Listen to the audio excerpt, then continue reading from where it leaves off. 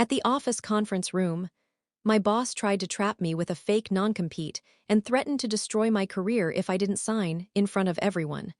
"Sign this or I'll end you," he said. I refused and pulled out real evidence he never expected. I was almost blacklisted from the industry. But then I showed them the one document that, the silence in the boardroom felt like a noose tightening around my neck. 14 senior executives lined the walls of that frost-glass hell in Boise, Idaho, staring at me like I was already a ghost. In the center of the conference table sat the death warrant, a 2-year non-compete clause tucked inside a termination agreement that would gut my future. But the real executioner leaned back in his chair, lips curled in a smirk. "Standard protocol, Elise," said Conrad Vance, the company's chief strategy officer and the man who once toasted to my success with expensive bourbon. "You've become valuable. We can't afford to have you walking straight to our competitors." I didn't answer. Not yet. My name is Elise Grant, and until 4 weeks ago, I was the director of crop engineering at True Harvest, the largest agricultural biotech company in the western United States. The contract in front of me didn't just prohibit me from joining a rival company. It barred me from working in any agricultural research capacity, globally, for 2 full years. It was a professional death sentence disguised as policy. I flipped to the second page. The restrictions tightened.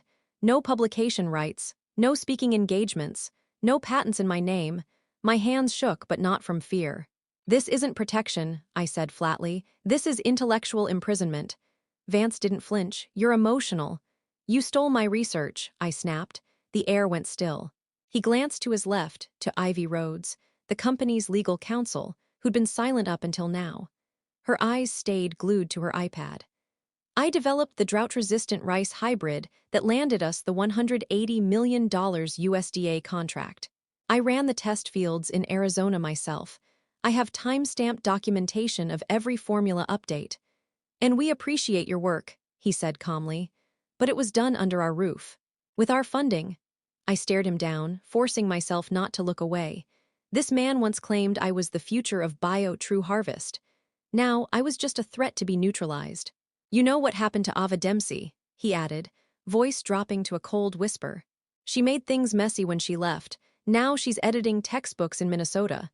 He tapped the contract with his index finger. "Don't be Ava." I knew Ava. Brilliant. Better than me in many ways. She vanished after crossing Vance. Word was he threatened her family's farm in Nebraska, leveraged old lawsuits her dad was involved in. They were bankrupt 6 months after she left True. I picked up the pen he pushed toward me. Everyone in the room expected me to fold. Sign. Walk out quietly. Fade into obscurity like the others. Instead, I reached into my bag and slid another document across the table. It was a job offer, but not the kind anyone expected. "This is from Solvex Tech, based out of St. Paul. They've offered me their chief science officer role." Vance froze. "Before we go further, if you're gripped by this unraveling corporate revenge, hit that like button and subscribe for more twisted tailies just like this. Have you ever had a boss try to take credit for your work? Tell me in the comments. I want to hear how you turned the tables." Now, back to Vance and his sudden loss of composure. "You're bluffing," he muttered. I smiled. "They approached me after I published my findings in AgriFuture, work I developed during grad school before you ever laid eyes on me. You signed an NDA. Not for that research. I had 3 attorneys check it." I expected rage. Instead, Vance leaned back, almost relaxed again. "You can walk," he said. "But if you do, I'll make one phone call and that offer will vanish. Your name will be poison in this industry. You won't get a job picking strawberries in Salinas." I stared him down. "You try. I'll succeed." My heartbeat pounded in my ears, but I wasn't bluffing, not completely. I had more than a job offer. I had receipts, emails, lab logs, audio recordings, copies of my lab's CCTV showing Vance entering my workspace after hours, always just before something went missing or corrupted. What he didn't know, I also had help. Someone inside the company was feeding me information, and it wasn't who he thought. "Conrad," I said quietly, "do you know what else I found while clearing my lab yesterday?" He didn't speak. I reached into my bag and pulled out a torn journal page. The one missing formula that had mysteriously delayed Project Oasis. our most promising rice variant. You've been deleting sections of my digital logs and replacing them with dummy code. You made it look like I was sabotaging my own research. But you forgot something. The cameras in Lab B don't sync to the primary server. I kept my own backups. I watched his face crack for the first time. He looked toward Ivy, but she didn't meet his eyes. Those backups, I continued, have timestamps showing you entering my lab at 12:41 a.m. 3 days before the USDA inspection. That same night, our core samples mysteriously spoiled. The boardroom had gone completely silent. I'm not the only one you've done this to, am I? I said, letting my voice grow louder. Dempsey, Rao, Phillips, all brilliant researchers, all suddenly incompetent when your bonuses were on the line. Enough, he snapped, but he was too late. One of the executives, Lena Ward, the only one who'd looked me in the eye all morning, leaned forward. Elise, do you have documentation of what you just described? I do. And I've already shared it with 3 regulatory bodies. This meeting is being recorded. She nodded once and turned to the rest of the room. I think it's time we reconsidered who we're protecting. Vance stood up, red-faced. She's manipulating. No, Conrad, said Ivy Rhodes, finally speaking. You are. As security entered the room on Lena's quiet signal, Vance realized what I'd done. And he realized who had helped me, but the real twist. My offer from Solvex Tech? That was only part of the plan.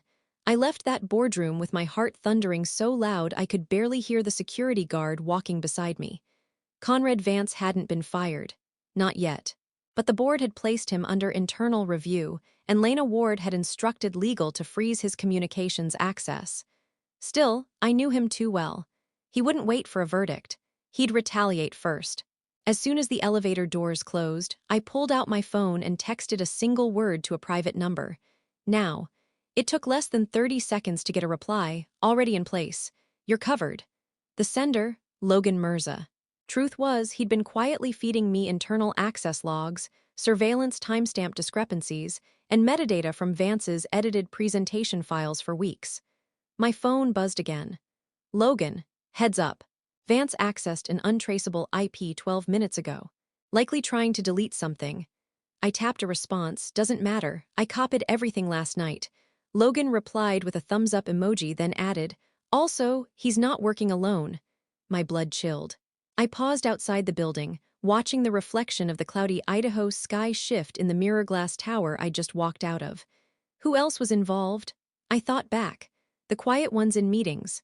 The ones who voted yes too quickly. The ones who never asked questions. I pulled up an encrypted drive on my phone and flipped through the documents Logan had labeled Red Star. It was a breadcrumb trail, metadata tied to executive assistant calendar edits, backdated emails sent from deleted accounts, insider trades right before project delays. But the name that jumped out was one I never expected. Rhea Caulfield, head of investor relations. My stomach turned. Rhea had once comforted me when I cried in the lab at 2 a.m. after a failed soil yield test. She sent me flowers when my mom passed away. She called me the heart of the company in front of the USDA review panel, and she was in on it. I needed more than suspicion. I needed proof.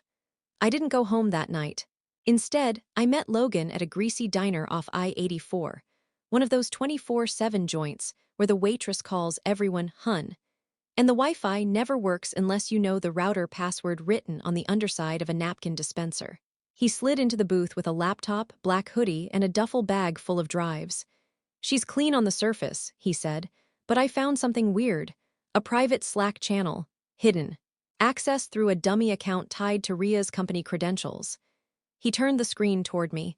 The messages weren't outright criminal, not yet, but they were coordinated, timelines discussed, executive bonuses mentioned, testing results reframed. And then there was one message, dated 3 weeks ago, sent from the alias Eagle Hollow. If Elise pushes back, discredit her first. We'll bury her in audit flags and misconduct investigations. Vance is too volatile, he's the fall guy.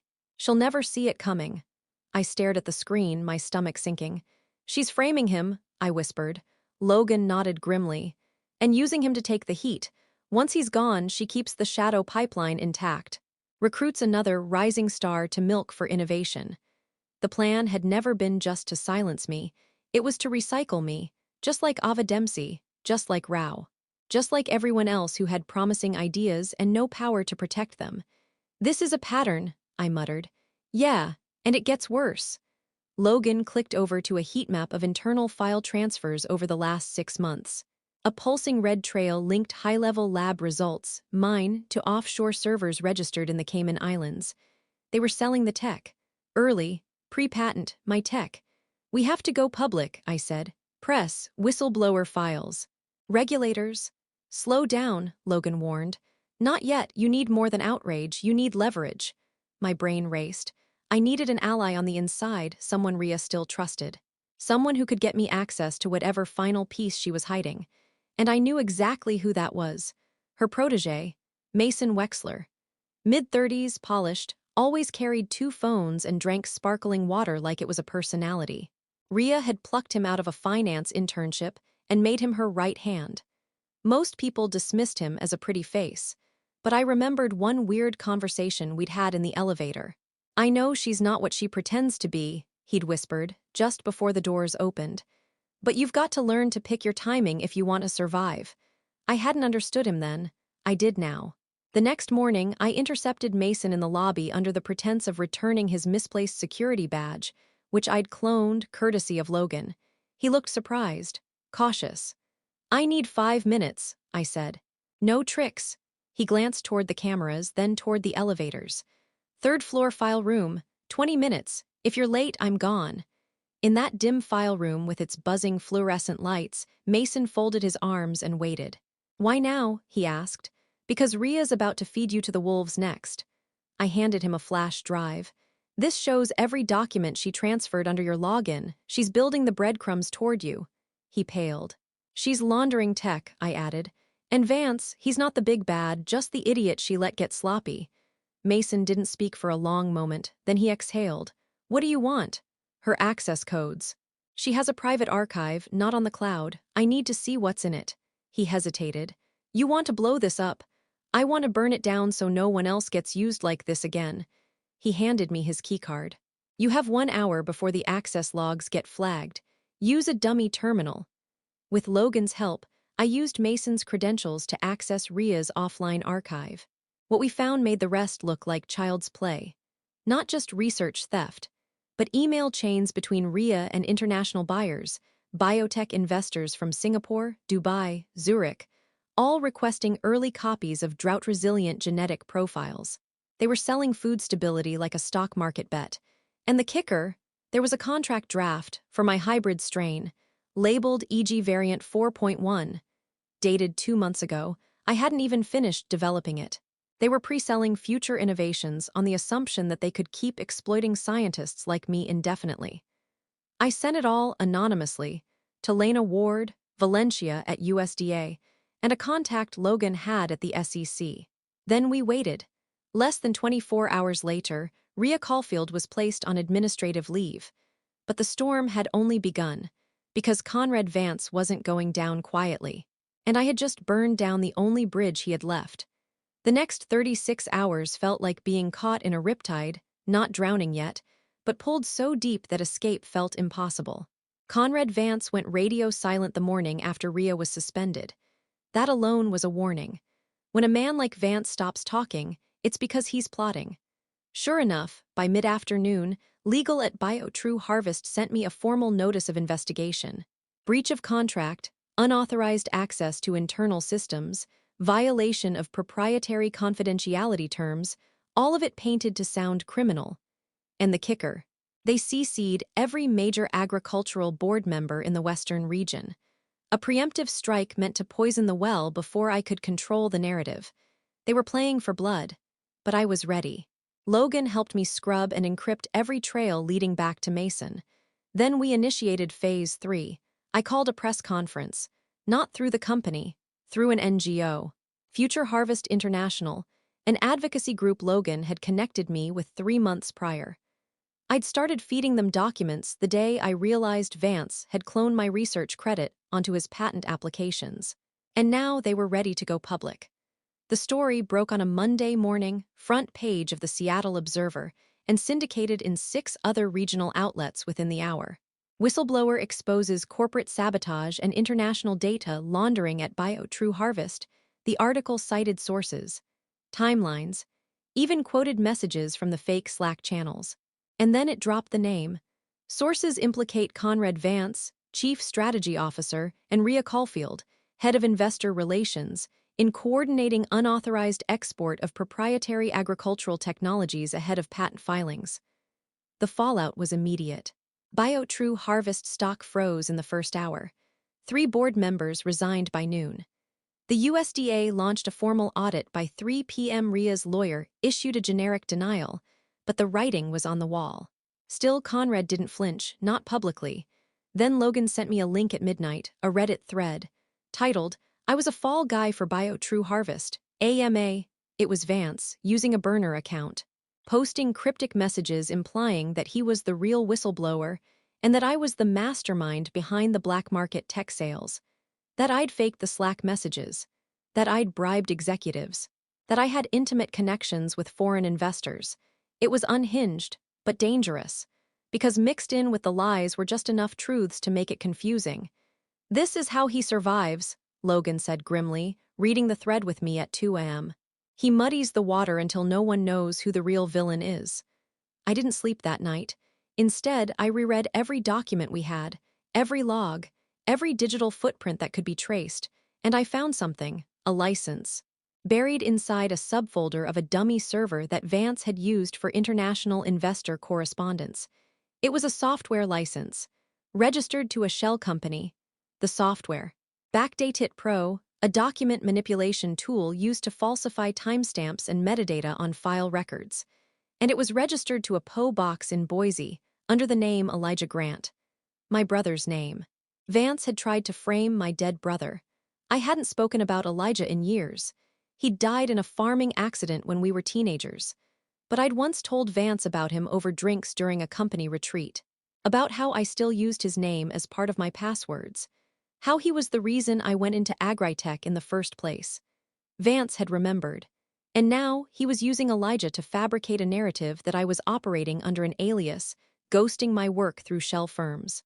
He didn't just want to win, he wanted to erase me. The next morning I showed Lena everything. She paled. This is beyond internal," she said. "This is federal." "Good," I replied. "Because I'm done playing defense." We escalated the report to the Department of Justice.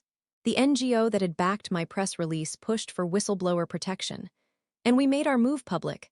Elise Grant, lead scientist behind True Harvest's landmark crop innovations, alleges decades-long pattern of scientific exploitation and international IP theft. It hit Reuters by 2 p.m. The final blow came a week later. Logan called me at sunrise, barely able to contain himself. "Turn on the news." I did. A local Boise affiliate showed footage of Conrad Vance being escorted from his gated home in cuffs. The charges: wire fraud, falsification of federal documents, IP laundering, obstruction of a federal investigation. Rhea was named as a co-conspirator. Mason was granted immunity in exchange for cooperation. But here's where it got weird. At the arraignment hearing, Vance did something no one saw coming. He didn't deny the charges. He pled guilty. And in his statement, he said something chilling. "I was only one piece. There are others, bigger, embedded across biotech firms nationwide. This is just the beginning." Everyone assumed it was just a scare tactic, but Logan and I, we weren't so sure. Because 3 days after Vance's guilty plea, we both got an email. Untraceable. One sentence: "You've made very powerful people uncomfortable. Watch your back." And attached, a draft patent, identical to my EG variant 4.1 strain, filed in Dubai, under a name I didn't recognize, but with my molecular structure. The fight wasn't over. It was just beginning. The Dubai patent application rattled me to my core. It was a ghost version of my own creation, same sequence, same breakthrough water retention mechanism I'd developed for arid rice variants, but registered under a biotech firm I'd never heard of. AgriSyn Global FZLLC. Logan ran the name through every database he had access to. What he found chilled both of us. AgriSyn had no physical address. Its website was a single landing page with stock images of farmers and buzzwords like future-forward sustainability. No executive names. No research publications. But the paper trail behind its funding? Shell accounts. 4 layers deep.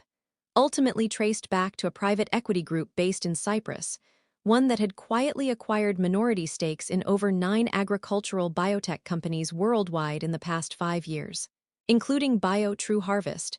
That's not a company, Logan muttered. That's a laundering front. I stared at the patent again. They weren't just stealing my work. They were testing how easily stolen agricultural IP could be funneled offshore and sold to the highest bidder. And I had just exposed one of their tools, Vance. But not the puppet masters behind him. That email we got, "You've made very powerful people uncomfortable," wasn't just a warning. It was a message. They knew who we were. And they were telling us, "Stop or we'll ruin you in ways even Vance couldn't imagine." But I was done being scared. That night, I emailed every international contact I had: NGOs, academic research institutions, small farming cooperatives in Kenya, India, Brazil, and attached a report detailing how corporations were monetizing hunger by hoarding drought-resistant innovations until investors got their bonuses. I called it the Green Wall Leaks. Then I started writing. Every sleepless night became a report, a breakdown, a timeline, names, funding trails, internal memos, Vance's emails, the Slack transcripts, and the Dubai patent. It was all laid out in a 142-page dossier. By the time I sent it to The Guardian, ProPublica, and Al Jazeera Investigates, my hands were shaking. Not from fear, from relief. If they wanted a war, I was going to give them one. 2 weeks later, the exposé dropped. ProPublica ran it under the headline, "Bioharvested: How a Global Network of Shell Firms Exploits Climate Innovation for Profit." They named AgriSyn. They named Vance. And to my absolute shock, they named Valerie Crane, a name I hadn't seen in 5 years. My old thesis advisor from Berkeley. The woman who first introduced me to Vance during my second year of grad school. The article alleged that Valerie was an early strategic advisor for AgriSyn's shadow board. She'd recruited bright, desperate postgrads with novel ideas and steered them into corporate labs where their innovations were quietly absorbed, scrubbed of names, and monetized offshore. I couldn't believe it. Valerie had once told me, "You'll change the world with your crops." Now I realized she meant it literally, just not for the reasons I'd believed. Logan whispered as we watched the story ripple through media outlets. "This isn't about a rogue executive anymore. This is a global extraction scheme." And I had a giant target on my back. 3 days after the story broke, I found my apartment door ajar when I came home. Nothing stolen, nothing broken, just a white envelope on the kitchen counter. No return address. Inside was a single USB drive and a handwritten note. "They always turn on each other eventually. You'll need this when they do." A friend, Logan, scanned the drive for malware. Clean. We opened it on an air-gapped system. It was surveillance footage from 5 years ago. Inside a boardroom at a company I didn't recognize, the timestamp placed it in Switzerland. And sitting at that boardroom table, Valerie Crane, Rhea Caulfield, and a third person. Lena Ward, my so-called ally. The footage showed them discussing timeline alignment, project derailment strategies, and exit pathways for public-facing operatives. And in the middle of the footage, Lena said something I'll never forget. "If someone gets too loud, make them credible enough to be worth watching, then replace them with someone quieter." I nearly vomited. Lena hadn't helped me to bring Vance down because she cared about justice. She'd done it because he was too noisy, too arrogant. He'd become a liability. And me, I wasn't the destroyer. I was the distraction, the perfect public-facing redemption story, the company that cleans up its act. The whistleblower given a shiny lab and new budget to prove things have changed. But the rot was still there, behind the boardroom doors, behind the shell firms, behind everything. I didn't tell Logan what was on the footage right away. I needed to think, and while I thought, I made a copy, sent it to 3 secure offsite drives, then I called a number I hadn't dialed in years, Ava Dempsey. It rang 4 times before she answered. "Elise, I need to meet." "In person," her voice was cautious. "Is this about Vance?" "It's bigger now," she sighed. "I figured. I saw the patent in Dubai." "You did." "I never stopped watching," she said. "I just stopped hoping, until you," her voice cracked. "You made them bleed, Elise. Now you need to finish what you started." I nodded slowly. She was right. The real war hadn't even begun. 3 days after Ava and I met in a crowded cafe in Spokane, Washington, a location picked for its distance from both our pasts, we launched what we later called the Cascade Protocol. It started with a single upload. We dropped the Swiss boardroom video, the one showing Lena, Valerie, and Ria, into a secure server hosted in Iceland. No traceable IPs. We set a 72-hour timer with a failsafe. Unless one of us entered the abort code, the footage would release to every media outlet that had touched the original exposé. But that was just the tripwire. The real strike came next. Ava had spent her 5 years in exile collecting stories, contacts, whispers. She had documents, old NDA drafts, unregistered patents, bank transfers buried under consulting invoices. Names of graduate students like me and her, promised research glory, only to be devoured by the machine. Together, we built the Harvest Ledger, a live, searchable database of every known case where scientific innovation in agriculture had been redirected, stolen, or buried. It exposed the entire network.